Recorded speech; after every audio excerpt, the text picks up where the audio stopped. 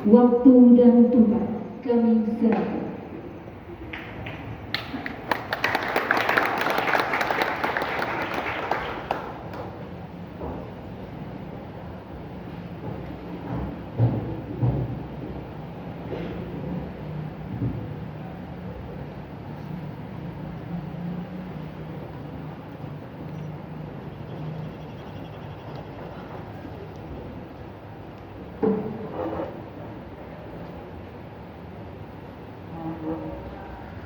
Bismillahirrahmanirrahim. Assalamualaikum warahmatullahi wabarakatuh. Yang saya cintai, saya banggakan, saya hormati, saya kagumi ibu kandung saya, Ibu Hajah Ning Subandia, yang di usianya 78 tahun masih bisa hadir di forum yang luar biasa ini hanya untuk menemui anaknya yang namanya Wahid Wahyudi. Ini sebagai contoh bahwa kasih sayang ibu itu tiada tandingannya. Dan saya sendiri tidak ada hari tanpa menghubungi ibu saya. Tiada hari tanpa minta doa ibu saya. Alhamdulillah, langkah-langkah saya diridhai oleh Gusti Allah berkat doa ibu saya. Yang kita hormati, yang kita banggakan, Bapak Kiai Haji Profesor Dr. Abdul Ghafur, pengasuh Pondok Pesantren Sunan Derajat. Kita doakan bersama semoga beliau selalu diberi kesehatan oleh Allah Subhanahu wa taala, diberi umur panjang, karena keberadaan Pak Kiai ini tidak hanya dibutuhkan oleh para santri, tapi dibutuhkan oleh masyarakat, bahkan dibutuhkan oleh pemerintah. Yang terhormat Bapak Muhammad Nurul Huda, Kepala Kanwil Kemenak Jawa Timur. Yang terhormat Bapak Husnul Marom, Kepala Kantor Kemenak Surabaya. Yang terhormat sahabat saya Bapak Dr. Argo Sahab, Asisten 1 yang mewakili Ibu Khofifah Indar Parawansa, Gubernur Jawa Timur. Yang saya hormati para orang tua, siswa, wisudawan.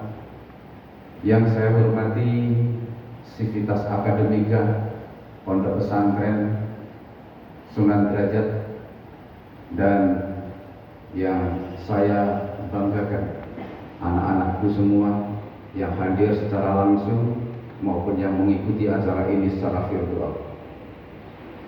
Alhamdulillahirabbil alamin, kita diberi Allah Subhanahu wa taala nikmat kesehatan, dan nikmat kesehatan ini adalah nikmat yang utama, karena dengan sehat itulah kita bisa beribadah, karena dengan sehat itulah kita bisa bekerja, karena dengan sehat itulah kita bisa belajar, karena dengan sehat itulah kita bisa melakukan apapun yang kita kehendaki. Bapak Ibu yang kami hormati, khususnya para wisudawan, kalian harus berbangga bahwa kalian membawa nama besar Pondok Pesantren Sunan Derajat. Sampai kapanpun kalian akan dikatakan alumni Pondok Pesantren Sunan Derajat. Dan saya yakin selama kalian berada di Pondok Pesantren Sunan Derajat, mendapatkan pembelajaran yang lebih dari yang ada di luar pondok pesantren. Karena apa? Karena kalian mendapatkan berbagai ilmu. Kalau Ibu Khofifah Indar Parawansa, Gubernur Jawa Timur, di dalam nama bakti satyanya ada beberapa program, diantaranya adalah Jatim Cerdas, di mana Jatim Cerdas ini aktualisasinya adalah akademik. Saya yakin kalian mendapatkan pendidikan akademik yang lebih dari yang lain, karena 24 jam kalian berada di sini. Dan sebuah kebanggaan kita bersama di masa pandemi COVID-19 ini, berbagai prestasi diraih oleh Jawa Timur di dunia pendidikan. Di dalam penerimaan mahasiswa baru perguruan tinggi negeri lewat jalur SNMPTN, lulusan SMA, SMK, madrasah aliyah yang diterima di perguruan tinggi negeri di antara provinsi-provinsi di Indonesia yang terbanyak berasal dari Jawa Timur.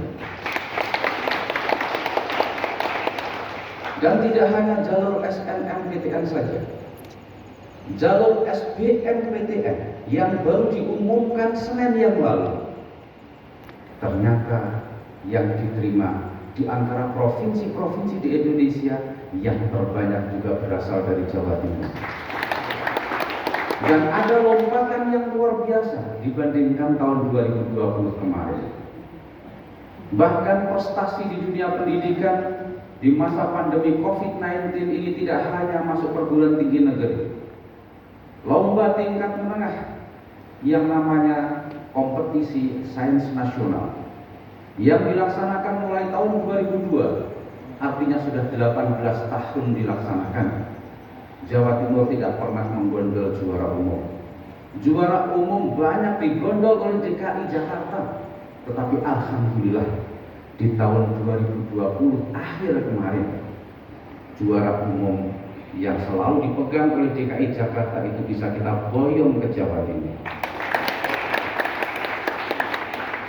Dan tidak itu saja, bahkan anak-anak berkebutuhan khusus yang ada di sekolah-sekolah luar biasa, di mana di situ ada lomba yang namanya LKS 2M yang dilaksanakan mulai tahun 2008. Selama 12 tahun Jawa Timur tidak pernah juara umum. Alhamdulillah di tahun 2020 akhir kemarin bisa kita gondol juara umum itu ke Jawa Timur. Dan masih banyak prestasi-prestasi yang lain yang diraih oleh siswa, oleh guru, oleh kepala sekolah dari Jawa Timur. Bapak Ibu yang kami hormati dan anak-anakku yang kami banggakan, dunia yang kita hadapi ini berubah dengan cepat. Hadirnya teknologi digital mampu merubah kehidupan kita, mampu merubah peradaban kita. Oleh karena itu, tugas pesantren, tugas para siswa untuk belajar keras, untuk mengedepankan inovasi, untuk mengedepankan kreativitas, agar mampu menghadapi tantangan-tantangan ke depan yang berubah dengan cepat. Sekarang dunia dihadapkan kepada persaingan global, maka kita pun harus masuk di dalam persaingan global itu. Oleh karena itu, anak-anakku semua, kalian harus mampu menghadapi apa yang ada di depan kita. Di antaranya adalah kalian harus mampu menghadapi era disrupsi. Era disrupsi itu adalah sebuah era yang berpuluh-puluh tahun, bahkan beratus-ratus tahun, semua aktivitas kita lakukan secara nyata. Dengan hadirnya teknologi digital, sekarang banyak yang berubah menjadi maya. Dulu para pengusaha pada berbondong-bondong membangun plaza-plaza yang besar. Ke depan plaza itu sudah tidak dibutuhkan, karena teknologi digital, teknologi komunikasi, teknologi informasi akan merubah itu semua. Bahwa seseorang untuk belanja tidak harus hadir ke plaza. Di rumah barang-barang yang dibutuhkan bisa didatangkan. Kalau dulu banyak perguruan tinggi, banyak SMA, banyak SMK, gede-gedean bangun bangunan, ke depan tidak perlu itu. Karena pembelajaran bisa dilaksanakan jarak jauh. Hanya pelajaran-pelajaran tertentu atau praktikum saja yang harus dilaksanakan dengan tatap muka. Begitu juga, alhamdulillah, hadirnya pandemi COVID-19 ini juga membawa hikmah. Hikmah yang utama adalah menyadarkan kita semua bahwa esensi pendidikan itu bukan sekolah. Sekolah adalah tempat belajar, dan belajar bisa di mana saja, termasuk juga di rumah, termasuk juga di warung kopi, termasuk juga di terminal dengan hadirnya teknologi digital. Oleh karena itu ke depan, di era the new normal, di mana pandemi COVID sudah hilang, maka pembelajaran jarak jauh ini akan tetap kita tingkatkan dan tetap kita laksanakan. Oleh karena itu, mulai sekarang kami menghimbau dunia pendidikan termasuk pondok pesantren harus mengarah kepada digitalisasi pendidikan. Seorang siswa bebas mengikuti pembelajaran di ruang kelas atau di luar ruang kelas. Tetapi ke depan, siswa yang mengikuti proses belajar mengajar di ruang kelas itu bisa interaktif dengan guru maupun dengan siswa yang mengikuti pembelajaran di dalam kelas. Hanya butuh peralatan teknologi digital dan kita akan mengarah ke sana. Dan era disrupsi ini merubah semua aktivitas yang ada di seluruh dunia. Itu yang pertama yang harus kalian siapkan untuk menghadapi era disrupsi ini. Yang kedua adalah era globalisasi. Kita ini sudah ada hubungan yang luar biasa dengan berbagai negara seluruh dunia.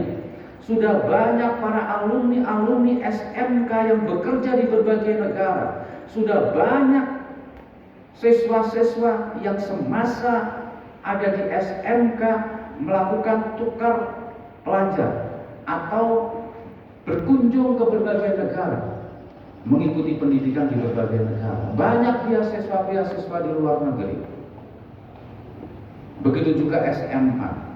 Banyak lulusan-lulusan yang melanjutkan ke perguruan tinggi. Dan tidak itu saja, bahkan anak-anak berkebutuhan khusus juga sudah banyak yang melanjutkan ke berbagai negara. Maka di dunia pendidikan, termasuk di pesantren, standar-standar pendidikan internasional itu harus diajarkan. Termasuk para santri, para alumni, kalian harus mempersiapkan bahwa di depan mata kalian harus mampu masuk di dalam era globalisasi. Oleh karena itu standar-standar internasional, minimal bahasa asing harus dikuasai oleh para santri. Tadi saya bangga, alhamdulillah Pak Yai menyampaikan bahwa di pondok pesantren ini yang tidak bisa berbahasa Inggris akan dikerangkeng. Kalau tidak bisa bahasa Inggris dan tidak bisa bahasa Arab, kerangkengnya malah dua. Ini luar biasa. Dan ini sangat positif untuk melatih disiplin kalian. Karena di saat usia kalian inilah otak kalian mampu menampung memori dengan cepat dan dengan besar.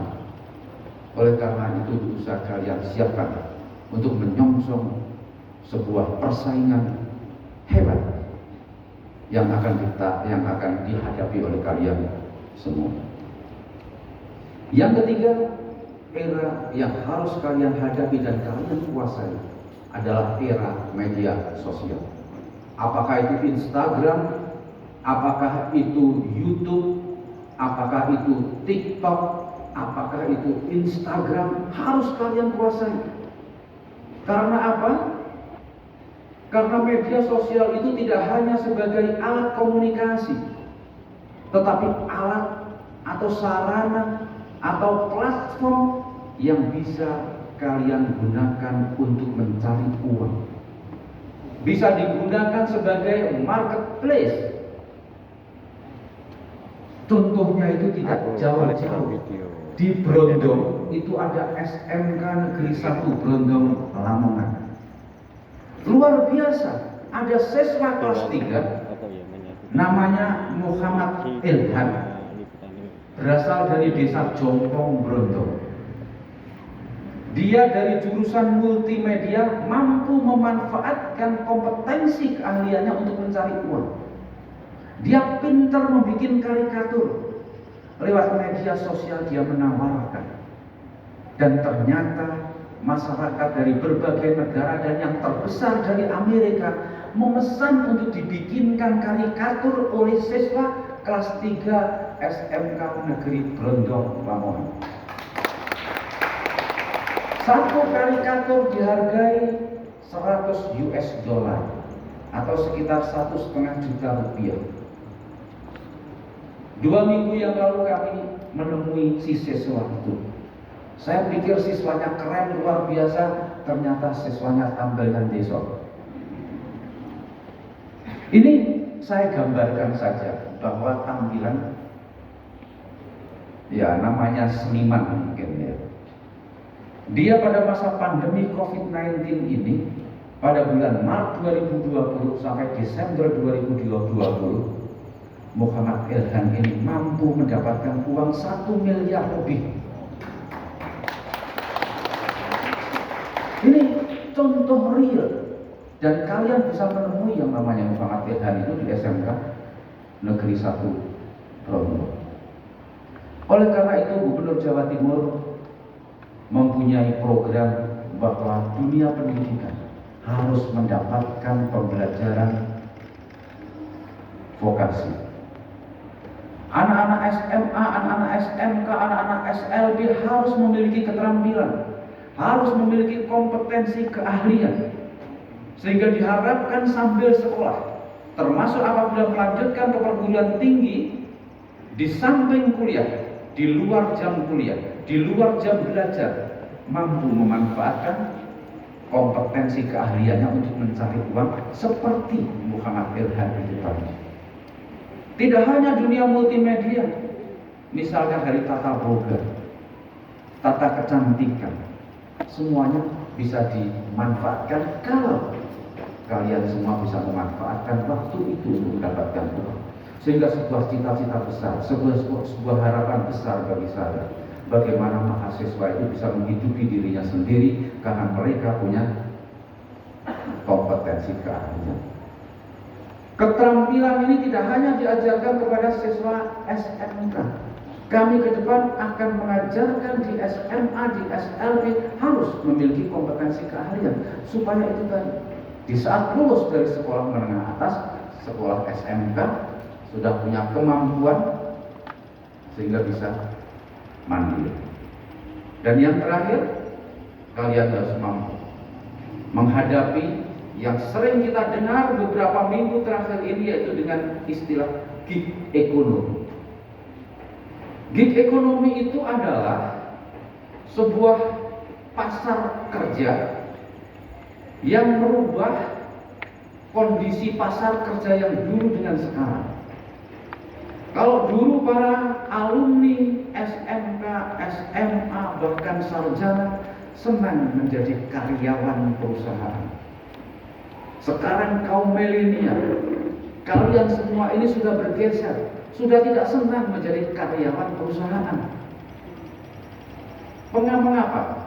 Karena di saat kalian menjadi karyawan perusahaan, kalian harus bekerja mulai pagi sampai sore, bahkan lembur.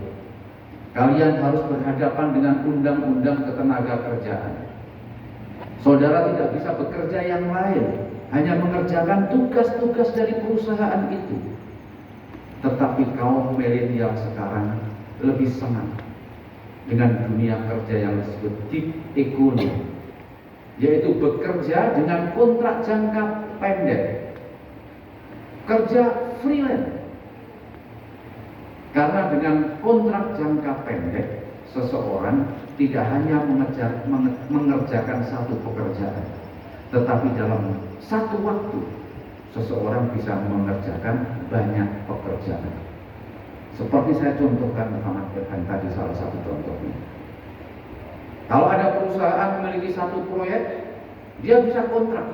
Proyek ini akan selesaikan selama 5 bulan. Sambil menyelesaikan itu, kalau masih memiliki waktu, dia bisa melakukan